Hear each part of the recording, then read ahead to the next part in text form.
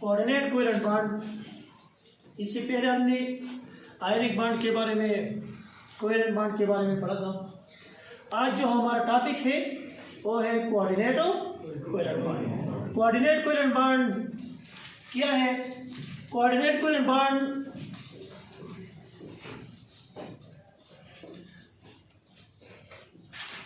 a bond formed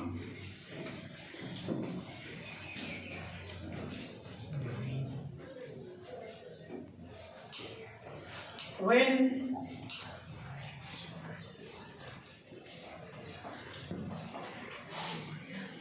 share pair electron are donated by one of the bonded atom। जो bonded atom होते हैं, bonded atom में से share पे electron सिर्फ एक दूसरे के साथ शेयर करता है। एक कोवेलेंट बॉन्ड में हमने कहा था कि कोवेलेंट बॉन्ड में क्या होता है, कोवेलेंट बॉन्ड में दोनों एक दूसरे के साथ इलेक्ट्रॉन म्यूचुअली शेयर करते हैं। जितना एक शेयर करता है इसी तरह दूसरा भी इस तरह इतनी मकदार में शेयर करता है। लेकिन यहाँ भी कोऑर्डिनेट कोवेलेंट बॉन्ड में क्या होता है, कोऑर्डिनेट कोवेलेंट बॉन्ड में जो शेयर पे इलेक्ट्रॉन होते हैं वो सिर्फ एक एटम दे देते हैं। दो में से सिर्फ एक एटम और शेयर पे इलेक्ट्रॉन दूसरी को दे देते हैं। तो इस किस्म का जो बॉन्ड होता है तो इसको कहते हैं coordinate covalent bond. Share pair of electron are donated by one of the two bonded atom, one of the bonded atom. दोनों में से सिर्फ एक शेयर पे इलेक्ट्रॉन को दे देते हैं, तो इसको कहते हैं कोऑर्डिनेट कोवेलेंट बॉन्ड। तो atom which donate electron called donor। क्या कहते हैं इसको? इसको डोनर एटम कहते हैं। And which accept it called acceptor। इसको एक्सेप्टर कहते हैं। एक्सेप्टर का मतलब इनमें इलेक्ट्रॉन की कमी होती है, डिफिशिएंट एटम होता है, इलेक्ट्रॉन की कमी होती है, इसको फिर हम कहते हैं एक्सेप्टर। क्या कहते हैं इसको? एक्सेप्टर कहते हैं।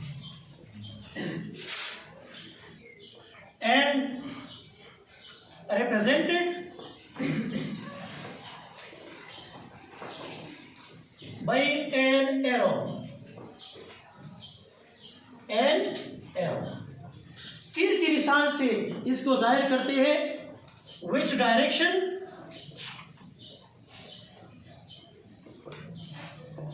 is from donor to acceptor।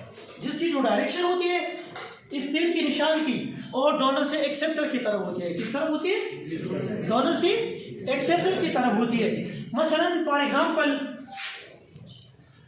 मिसाल के तौर पर जो एमोनिया है हमारे पास Na3,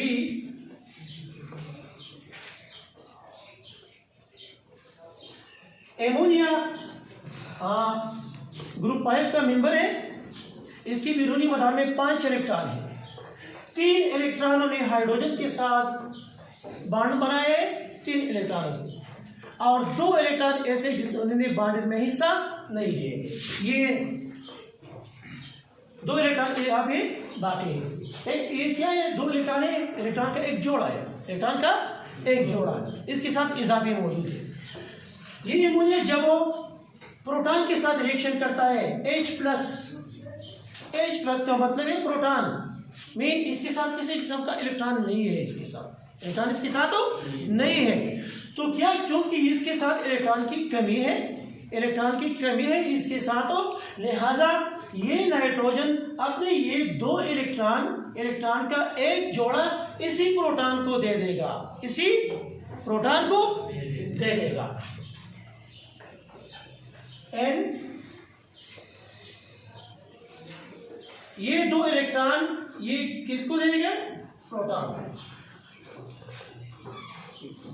इसी तरह इसको हम यहाँ पे तीर के निशान से जाहिर करते हैं। कोऑर्डिनेट कोवेलेंट बॉन्ड जहां भी बनता है इसको तीर से निशान से जाहिर किया गया है। Which direction is from donor to acceptor. Who is the donor? Donor कौन है इसमें? डोनर इसमें नाइट्रोजन है और एक्सेप्टर कौन है? ये प्रोटॉन इसमें एक्सेप्टर है। क्या कौन सा? प्रोटॉन इसमें एक्सेप्टर है। तो इसको कहते हैं कोऑर्डिनेट कोवेलेंट बॉन्ड। क्या कहते हैं इसको? Coordinate covalent bond.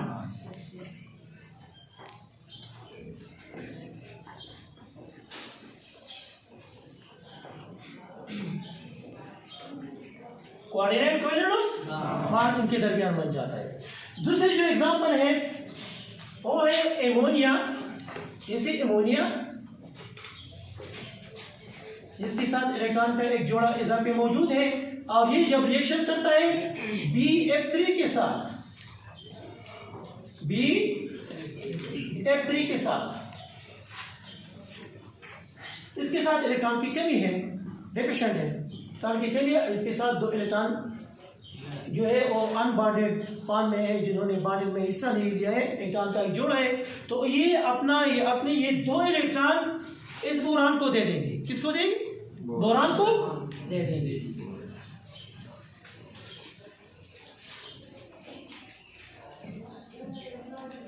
तो ये 2 इलेक्ट्रॉन किसको देगा?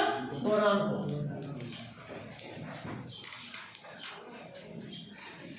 तो इसके दरमियान ये कोऑर्डिनेट कोवेलेंट बॉन्ड बन जाएगा। कौन सा बॉन्ड बन जाएगा?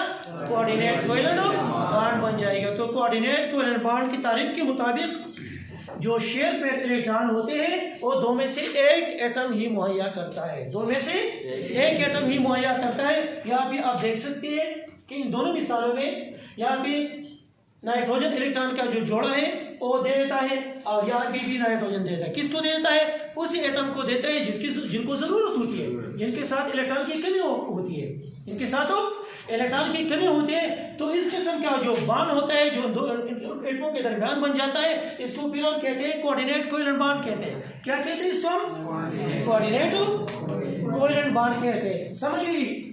हाँ, समझ गई।